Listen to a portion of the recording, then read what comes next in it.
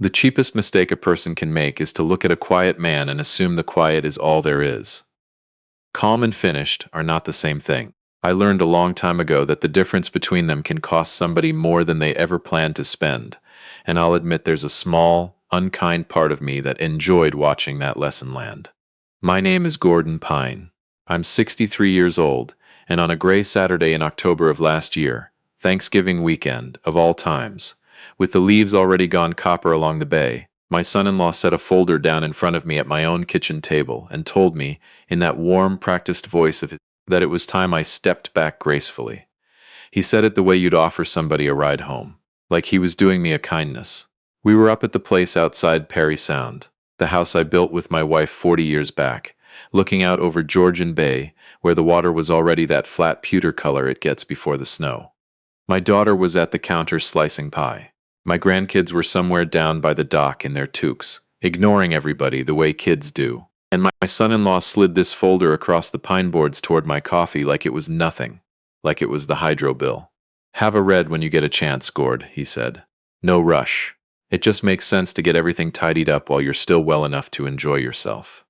While I was still well enough, I was 63 and I'd split half a cord of wood that morning.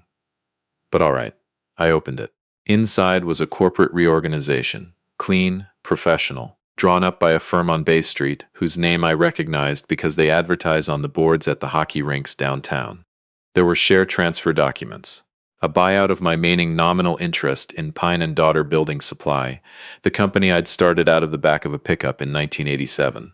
There was a number on page 6, the number they figured I was worth. And next to my contribution to the business, in a tidy little box, somebody had typed the words, "minimal ongoing value." I want to be honest with you about what I felt reading that. It wasn't rage. I kept waiting for the rage, the way you brace for a wave, and it never came. What came instead was a kind of stillness, a clear, cold feeling, like the first morning the lake freezes over and you finally know where you stand on it. Because I'd been waiting almost 2 years for him to put it in writing, and here it was, paper-clipped and notarized, with his signature already on the back page. "Welcome to Dad's fierce revenge. Pour yourself a coffee and get comfortable, because this one takes a while to tell, and it's worth every minute." Let me know down in the comments which part of the country you're watching from. I always read them.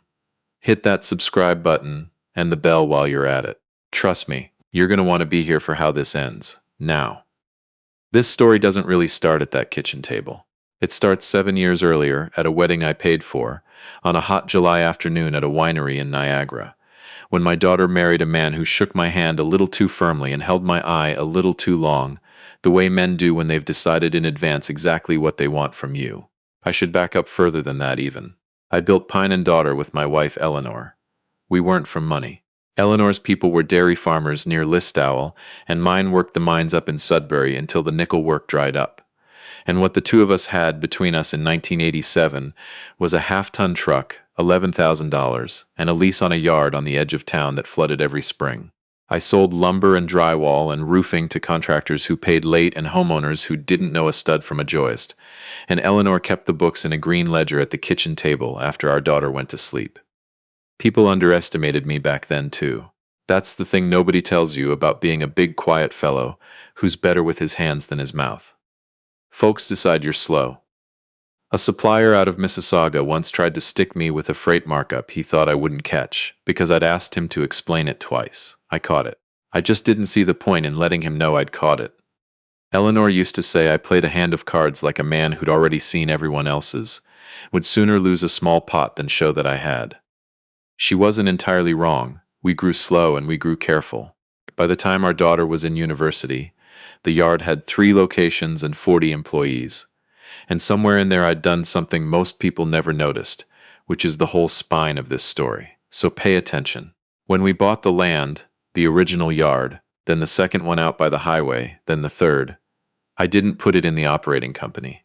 Eleanor and I set up a separate holding company, a numbered company, the kind with no name on it, just digits, the way half the serious money in this country is held. The building supply business leased its land from that holding company, paid us rent, in effect, to operate on ground we owned. It was boring. It was invisible. It was, our accountant told us, the smartest thing we ever did, And Eleanor used to laugh and say it was the only thing I'd ever done that the bank manager actually understood. That holding company also owned a few other things over the years. Some lots out past the highway that the city eventually wanted for a big box development. A small interest in a ready-mix concrete operation that did very well during the condo years.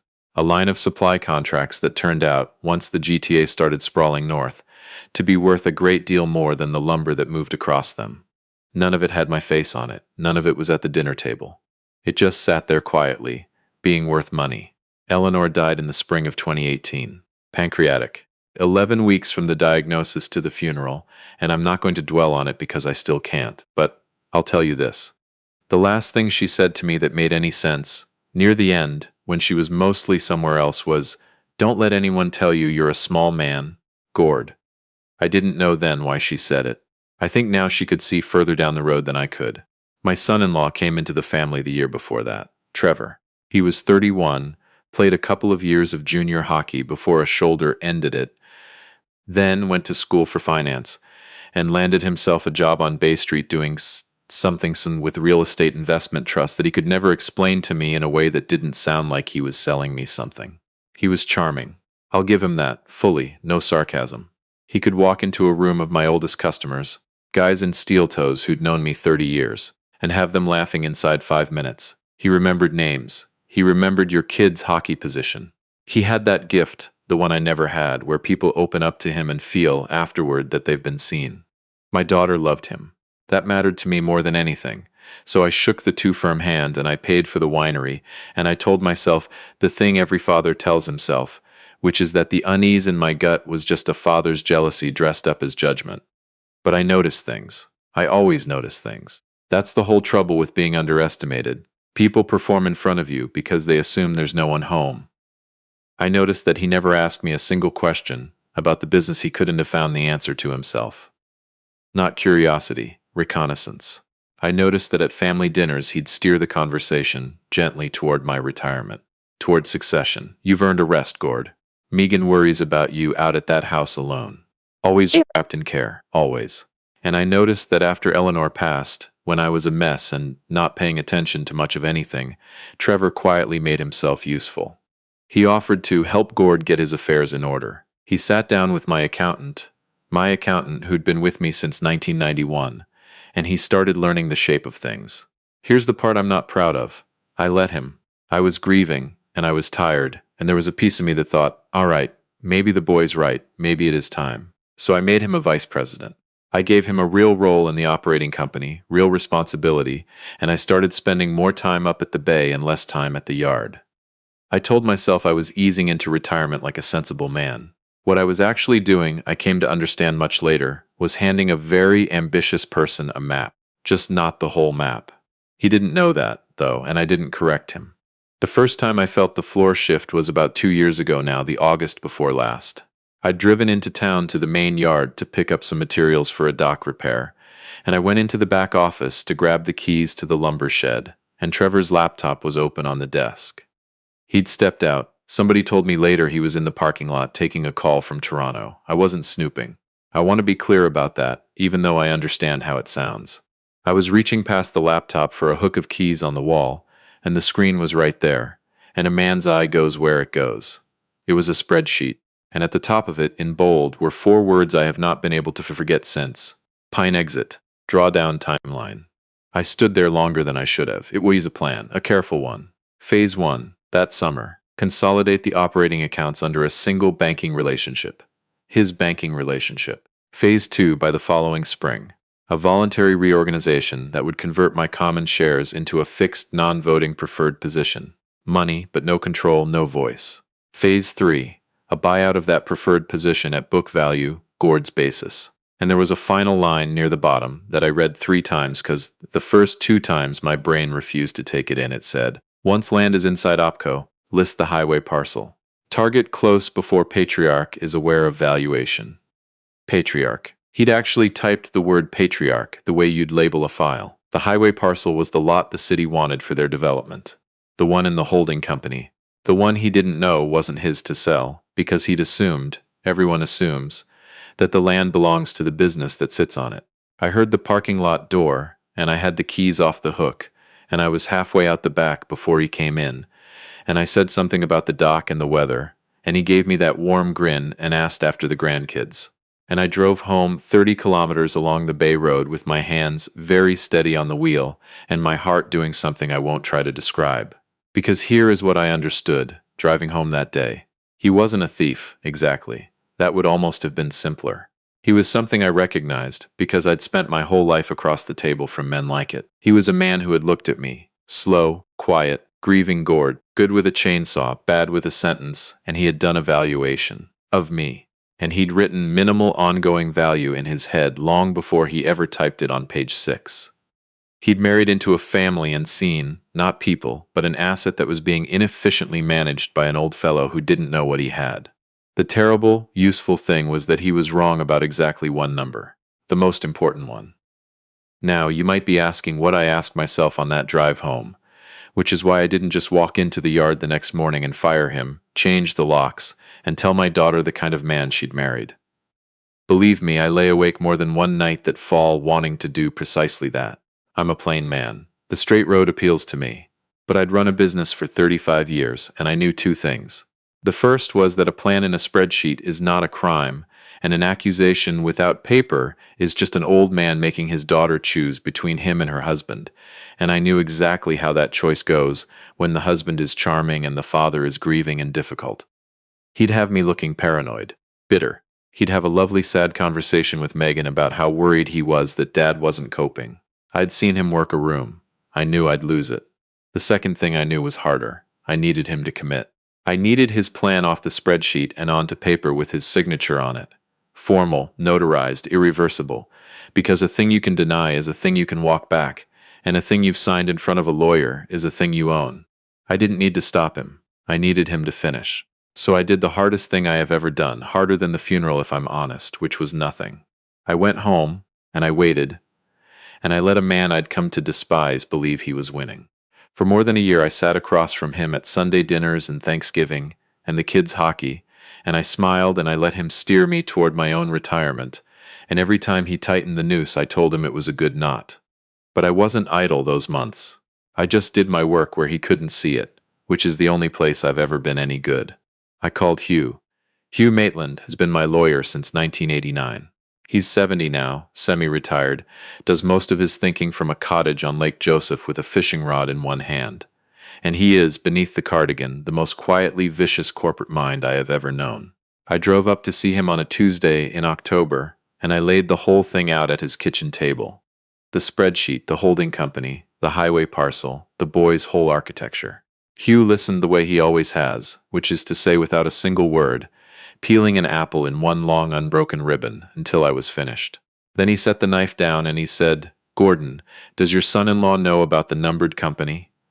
"No." "Does he know the operating company leases its land?" "He thinks it owns it. He's been treating it like it owns it." Hugh smiled then, and it was not a warm smile, and I remembered why I'd kept him on the payroll for 35 years. Then I'd let him keep thinking that, he said. Right up until the moment it would be impossible for him to be more wrong. Over that winter and into the spring, Hugh and I and my accountant, the same fellow still loyal, who had been pretending to Trevor for 2 years that he didn't notice what Trevor was building, did some quiet work. We did not stop the reorganization. We helped it along. We made sure every document Trevor's Bay Street firm drafted was airtight, watertight, perfect. Because every one of those beautiful documents described, in exhaustive detail, exactly which assets I was surrendering, and every one of them was silent, utterly silent, about the holding company, the highway parcel, the supply contracts, the ready-mix interest. It couldn't touch what it didn't name. And it didn't name them, because the man drafting it didn't know they existed. He was so careful protecting himself from the man he thought I was. He had no protection at all against the man I actually am.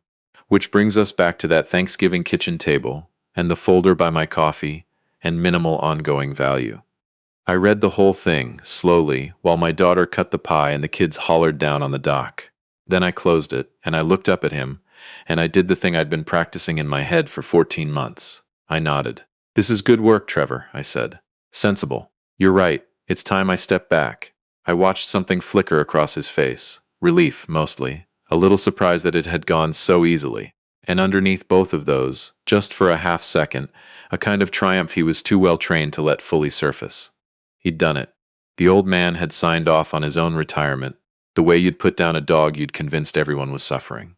I'm glad you see it that way, Gordy said. I really am. We'll get the papers finalized in the new year. No, I said. Let's do it right away, before Christmas. Why drag it out? That pleased him enormously. Eager, I think he read it as, an old man relieved to be unburdened. I let him have his pie. I let him have his Christmas.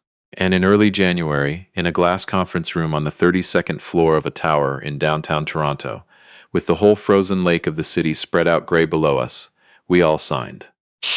Now I want to tell you about that signing, because it's the part I think about most, and it didn't go the way the movies would have it. There was no shouting. There was no dramatic reveal in the room. That's not how this kind of thing actually works, and anyone who tells you different has never sat at a real table. We signed everything: the reorganization, the share conversion, the buyout of my nominal interest. Trevor's lawyers, 3 of them, young, expensive, very pleased with themselves, slid the documents across one by one, and I signed them all, and I shook hands, and Trevor put his arm around my shoulders in the elevator down and told me he was proud of how I'd handled it, and that Eleanor would be proud too.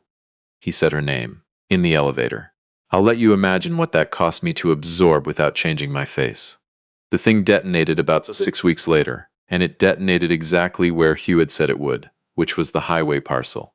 Because here's what happened. With his reorganization complete, with my shares converted and bought out, Trevor finally moved to do the thing his spreadsheet had been building toward for 2 years.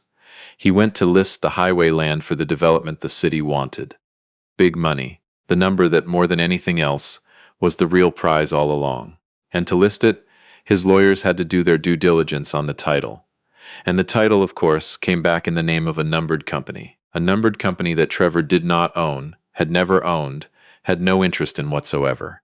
A numbered company that had quietly, for 30 years, leased that ground to the very business he had just spent 2 years and a fortune in legal fees taking control of.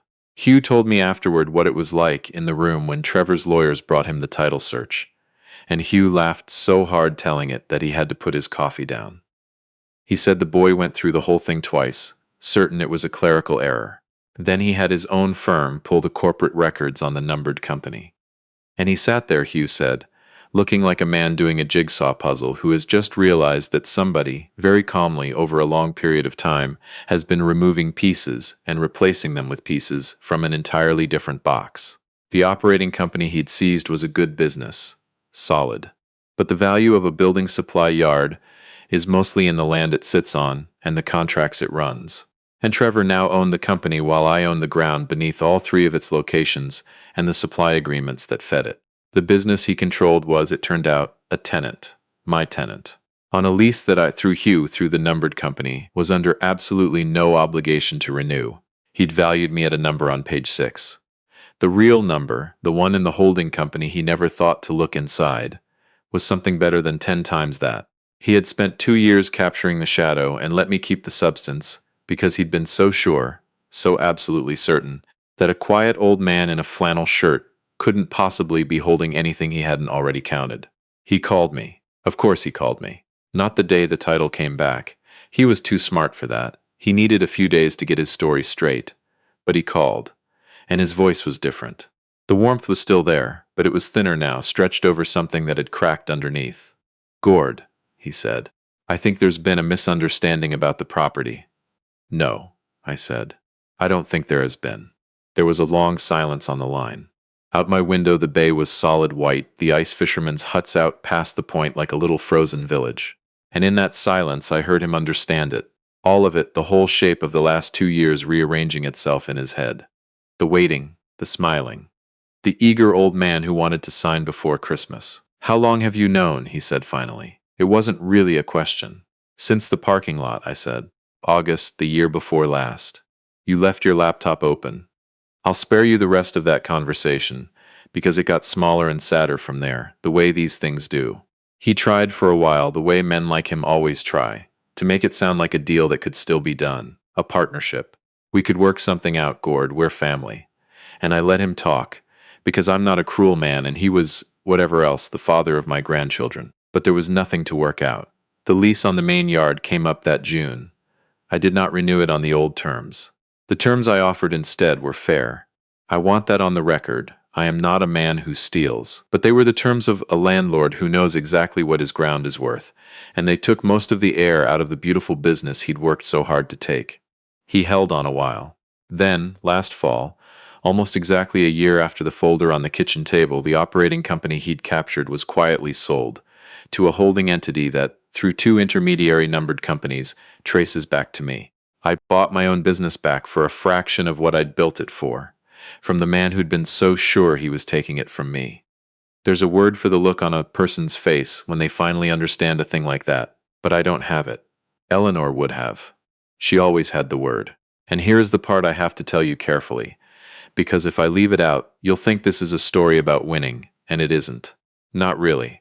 My daughter didn't speak to me for 4 months. She'd known about the reorganization, not the whole of it, not the spreadsheet, but the official story Trevor had told her, which was that Dad was retiring, and there'd been a regrettable dispute about property. And in that version, the version her husband sold her at their own kitchen table, the way he'd sold so many things to so many people, I was the one who'd betrayed the family.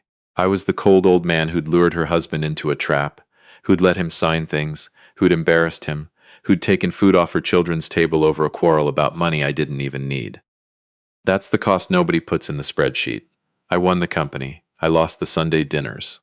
For 4 months, my own daughter believed I was the villain, and there were nights that winter, alone in the house Eleanor and I built, with the wind coming off the bay and rattling the storm windows, when I genuinely could not tell her whether she was wrong.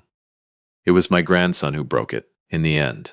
He's 12. He'd been at the yard one Saturday before all of this, the way kids are, hanging around the back office, and he'd seen things he didn't understand at the time and understood better later.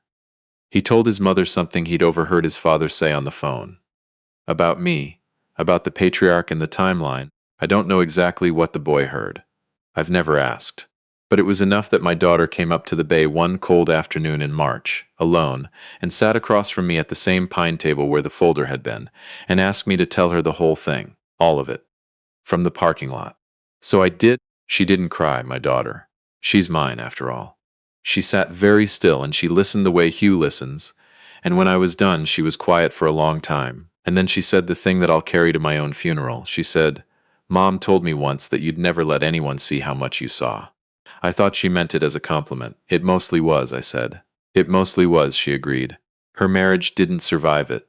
In the end, though I want to be clear that I never asked it to, and I take no satisfaction in that part. None at all. There are 2 children in it, and a child's home coming apart is nobody's victory. But she saw him clearly after that, the whole architecture of it, the valuation he'd done of her father, and she came to understand, of her, and there's no one seeing a thing like that once the light's on it. We're all right now, she and I. Better than all right. She runs the business, Pyne and Daughter, the name suddenly meaning what it was always going to mean, and she runs it well, better than I ever did, because she has her mother's book sense and my eye for what a man's really telling you when he's telling you something else.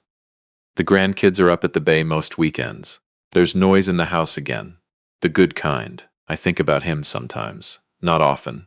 He moved back to Toronto, last I heard, doing something with real estate trusts again, charming some other room of people who don't know yet that they're being valued while they laugh. I don't wish him harm. I genuinely don't. I just wish, for the sake of whoever's across his next table, that someone had taught him the one thing my father taught me on the floor of a nickel mine when I was 19 and thought I was clever. The most dangerous person in any room is the one who's let you decide they don't matter. People ask me, Hugh asks me, mostly, when we're out on his boat not catching anything, whether it was worth it. 2 years of smiling at a man I despised. 4 months of my daughter's silence. The whole long cold game of it. And I tell him the truth, which is that I don't know. Some nights it feels like the cleanest thing I ever did, and some nights it feels like I won a hand I'd have rather lost, the way a thing can be both at once and never resolve. What I built, I protected. What was mine, I kept. The man who decided I was finished found out I was only quiet. And my Eleanor, wherever she is, knows now that I heard her. That nobody ever did get to tell me I was a small man, not in the end, not the one who tried hardest. That's about as much peace as I expect to get. And it turns out to be enough. Most nights now I sit at that window with a glass of something from the Niagara bench and watch the light go off the bay. Slow and indifferent the way it's always gone, long before any of us got here and long after we're all done playing our little games on it. And I'm all right. The strange thing, the thing I didn't expect, is that I mean it. If this story landed with you, if you've ever been the quiet one somebody decided didn't matter, do me a favor and hit that like button, leave me a comment about where you're watching from tonight, and subscribe so the next one finds you. There's always a next one. I'll see you there.